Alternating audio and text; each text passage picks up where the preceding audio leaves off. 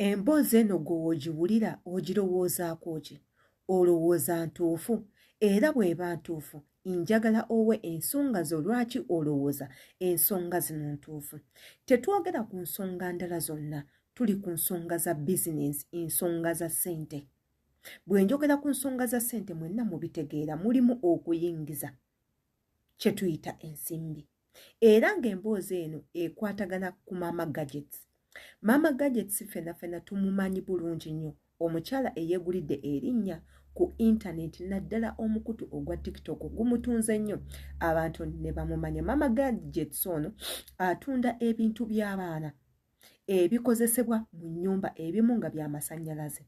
Mama Gadgets atunda tablets, atunda amasimu, atunda mini laptops n'ebintu ebirala byonna eby'ekinyumo eby'abaana ab'obuwala. Ebiseera ebiyiseekaawo mu maaso, Mami Gadgets ono abadde mu mbiribanye n'omukyala omu eyavaayo n'amulumiriza obufere, n'amulumiriza omuguza ebintu ebifu ebitakola, ebintu ebitali biwangaazi ate nga abibaseera. Yenze Sheila Adita gwenna atannaba kubanga osubscribinga ku YouTube channel yange, njagala omanye nti no osubwa information ennungi. Jangu subscribinge okwate ku kade nga buli video yonna gye nteekayo ekutuukako bulungi. Teweerabira commentinga. Nga gwe omu ku ba subscriber oba ba counselors be tulina ku channel yaffe, kikkakatako okumentinga kubanga kirina gye kyongera channel yaffe. Abanneetaaga ku Facebook kwe ndinkozesa Sheila Adita page, ku TikTok Sheila Adita page, ku Instagram Sheila Adita page, erimu abaagala okunkubirako, wabula ng'ate ne ku Snapchat kwe ndi bulungi nnyo. Emboozi eno gye twogerako saagala mugambe nti nno bigambo byange, y'ensonga lwaki ngenda baddizaayo oba tugenda kuddayo ensonga zino gye zaava. Ekyaviirako omuntu eyavaayo okwemulugunya okubanga ateekebwa mu kkomera ate nga si yekka, bangi nnyo abakyagenda mu kkomera olwo n'omukyala. Katugendeko mu katambi. Bannange bakasitoma ba Mami Gadgets, ebigambo bye nayogedde nga ngamba ku bya taabu bambi nsaba mu nsonyiwe. N'ekyokusooka bannange ebigambo banganze wano ku TikTok n'enjogera ekintu bali temukitwala nga serious. Nze mbaako omwenge, nze mmanyi nywedde akenge kange nenvayo nenkola vidiyo zange mulowooza nti nnumiza omuntu. Bambi mu nsonyiwe bakasitoma ba Mami Gadgets. N'ekyokusooka Mami Gadgets bambi naawe onsonyiwe. Taabu gye nagula omwaka ogwaggwa namugulako taabu era yayatika, ne guno ne mugulako taabu zaali 3 era zaakola ki weeziri. Bambi bakasitoma be bemba nabadde mbakosezza. Nze bannange ali n'ekirala mu nsonyirengayo baswiti, nze ebigambo byenjogera omuntu bitwalanga siriyasi. Ekigambo tokitwalanga siriyasi olw'ensonga nti nze siba ku nnomo zange, era gwava eno gabanange ate ono yagala biki nedda bambi temutwalanga siriyasi. Ekyo baswiti. Ako ke kamu katambi omukyala ke yakola ng'avudde mu kkomera nga yeetondera abantu bonna naddala ba customers aba Mama Gadgets ng'abasaba mubeere nga mumusonyiwa.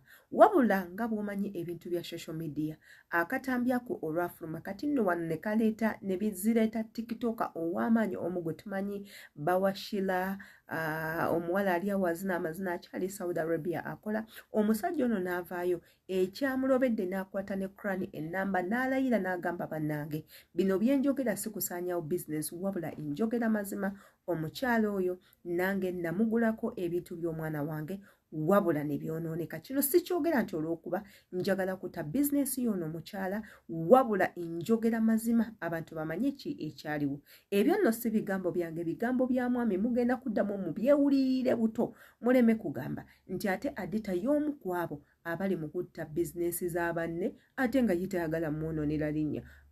Nze si bwentyo bwendi, nze ndi mwawufu ku ggwe, nze naawe tuli baawufu. Kyova olaba njagala owulire ebigambo nga biva mu oyo omuntu oleme kubuzaabuzibwa. Okyaliko kansuubire nti okyaliko, woba okyaliko teweerabira subscribinga, okwate ne kade, commentinga, video zonna zikutuukeko bulungi. Katugendeko mu katambi ka Mr. Andy Sam owa TikTok ate era tubeere nga tukomawo.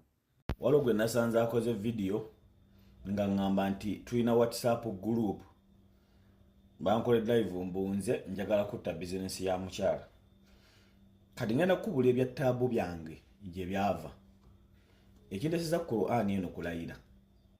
Wallahi billahi tallah, siina muntu n'omu yali aŋŋambye tutte bizinesi y'omukyala teri whatsapp group n'emu gye mmanyi wallahi billah nga sitemwe ntya Allah. Muwala wange bw'asoma namugamba yali ampekadde omugulira taabu ne mugamba bw'okwata mu bifo ebitaano ebisooka ngenda kugulira taabu. Nina kyali wange atunda taabu gaye muwala wange yali waaku yaddala nga bakawumula akasente ne kasooka keegolima. Kati bwe nafunayo akasente natera okuddayo kusomera nenkwata emitwalo 10 n'egi ne mugulira taabu. Mu nnaku ezi taabu nekola ki nezikira. Gayi ne mukuba esimu nemugamba nti waayo taabu gye wanguzizza yazikidde. Nangamba nti ali gwe wagisse okitegeera. Ne mugamba kale maze nagisse. By the way, product zonna eza taabu ezafuluma zaali nfu. Just nti omuntu olina kukyusa supplier. Kuba ezo taabu tebazikolera wano. Olina kukyusa supplier. Bwe yangamba nti taabu nze nagisse ngamba kasimu yange nga nkola video nti buli mwenna abatunda taabu ezikola. Naye sayogera ku linnya lya muntu. Naye bavuddeyo nga baŋŋamba mbunze wallahi billah. Era video yange yasooka mugiwulire bulungi. Siina muntu gwe na mentioninga mbugundi wanguza taabu. Ontegeera. Ekyokubiri nti teri muntu asobola kukuwa miliyoni 2 n'ekitundu kukuba muntu n'ogaana. Abaana bakuvumira mitwalo 5 ng'ogaana miliyoni 2 n'ekitundu.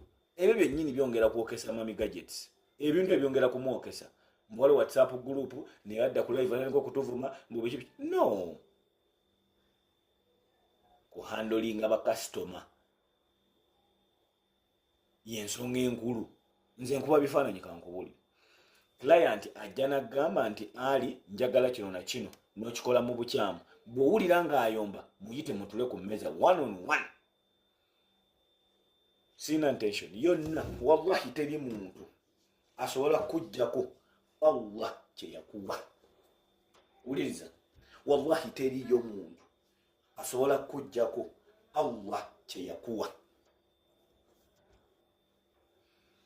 Ate buli kintu ekigenda okubeerawo kirina okubeerawo koyagale kogaane. Ayina okutugezesa n'ebigezo ebisinga naye obiyiseemu otya. Nze bamenye ennyumba yange ne bagibba ne wayitawo omwezi gumu ne banziba kamera 2 naye nga Allah ayina ebigezo byampa. Kati mulekerawo okwogera ebigambo olw'okuba mwe mwagala okulaga nti mukola nti ffe tuli ku saidi ate nga mumwokesa. Muwala WhatsApp group nga kenyini muli mutambuza audio. Ate WhatsApp group audio zituukira zitya kummwe? Audio zituukira kummwe? Oli akubye esimu amugamba nti not on recording nga naye kenyini olaga nti eyo audio bafominze informing. Oli agenza okukuba esimu nga akimanyi balina mu recording nga ne bayogera babimukokinze. Muve mu byekisiru.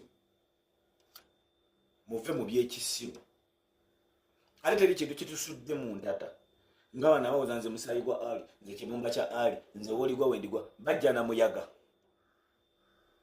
Lwakuba balina kibakwagalako oyina okuyimirira. Bw'obanga oyimiridde ku mazima oyimiriranga bw'omu. Teri agenda ku different. Amazima gabeera ku bantu batono bagayimirirako batono. Abangi gabeera ku bulimba. Naye nga nze ali nkwegayirira Mami Gadgets. Nsaba Allah bw'oba ggwe olina obuvunaanyizibwa bw'okuba nga Nassuuna ali munda. Nsaba Allah akusseeko ekisa kye omusonyiwe omute. Wallahi teri kintu kibi nga kubeera mu kkomera. Oyinza okuba woolyo ninako obukyayi naye Allahu ya'lamu. Allah yasinga omumanya. Tomanya luli bwolo tulisinkana n'omanya ekituufu. Naye nsaba Nassuuna omute si mu bubi kwegayirira. Adde asanga omwana we. Kuyamu akafaananyi nga bw'obeera ku dduuka ng'omwana wamuleseka n'atandika okubuuza mami weeyo watifu asuze mu kkomera nga n'ekiro tagenda mulaba. Mbaagaliza bye munjagaliza buli awulira ng'oyagala kunvuma iriboka. Mr. TikTok agambye atya bw'atyo bw'agambye kansobire nti obyewuliriddeko bulungi nnyo era nga katusabe ebintu binene bibeere nga biggwa mu bunnambiro kubanga buli lunaku byeyongera kugenda mu maaso. Waneeno nze wenkubira omulanga erimu mwena abantu naddala abantu betusembeza mu bulamu business wise, friendship wise n'ebintu ebirala whatever you call it. Bw'ofunangamu obutakkanya n'omuntu, this is a piece of advice ate era ng'egenda kukuyambako. Bw'ofunanga obutakkanya n'omuntu, I beg you and request you to go directly to that person. Gwofunyemu naye some misunderstandings, conquer them. Bw'ofunanga obuzibu n'omuntu, I'm begging you and I'm requesting you to go directly to the person gwofunye naye obuzibu. In case ng'oguze ekintu ku dduuka kubeerako guarantee y'ekyo ekintu ne bakugamba nti no in 1 year ojja kubanga otandise ofuna obuzibu mu kintu bwe kiti ky'oguze. Era ne bakutegeeza ne bakugamba in 1 year eyo ng'ekintu kitandise okufuna obuzibu. Before that 1 year, take it back, you get something else. Wabula ne bakugamba wekiweza omwaka gumu n'ekitundu tu myaka ebiri, you can never claim for anything. Ekyo ndowooza mukitegeera bulungi. Era ne mbategeeza nti no bw'ogulanga ekintu n'okikozesa ne kigaana okukola oba ne kitakukolera bulungi, go back where you bought that thing or go back where you purchased that item, you request for a refund. Ejja kubeera ng'ekuweebwa. Naye bw'olwa n'ekyo ekintu ne kikufaako mu myaka 2 mu myaka 3 mu mwaka gumu kitundu, eyakikuguza is not one to blame. Kiba kitegeeza ekintu ekyo it would have been with you ku ssaawa eyo naye wakikozesa bubi.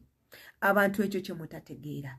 Ate era n'ekirala, bw'ofuna obuzibu mu ebyo ebintu nga bwe bityo, you don't need to alert us, you don't have to tell us. It's a business. Ebintu oli asuubula bisuubule, tasobola kumanya kino kikola nnyo kino tekikola nnyo, asuubula bisuubule as in on a low price najje no namwe n'abatunza to a minimum or a maximum price, whatever kyonna kyakola. Wabula ebintu ebyo w'olaba nga tekikoledde bulungi, go back to that person. Omugambe maama gadgets munange wanguza ekintu naye tekikoze bulungi ajja kuba akiraba, naye gwe tovaayo kutandika recordinga butambi. Someone might use that video okusuwinga like you've seen that lady. Bamusuwinga akyayina emisango, omukazi aganya omusonyi wa business y'omukazi etandise okufa in one way or the other. People demanding their refunds, ate other people are also coming out claiming nti omukazi ono mbu yabafera ekintu ekikyamu ose business y'omuntu. Ekyo tolina wogenda kukyejjako. Gw'okyogedde oyagala kulaga bantu nti oli mu batasa naye nga oyonoonera omuntu wajja ssente ez'okulya okulabirira abaana. Tuukayo omugambe. Bw'agaana okukyusa leka omuntu omulala akikole. If not, genda mu bannamateeka ofayiringa case omuntu oyo babeere nga bamunona. Kansuubire nti nontegerekese yenze Sheila Adita. Gwe natinaba kusubscribing nkyakulinze nnyo. You still have time. Subscribing akwata kadde nka buli video yonna gye nteekayo ekutuukako bulungi nnyo ate era embagala nnyo.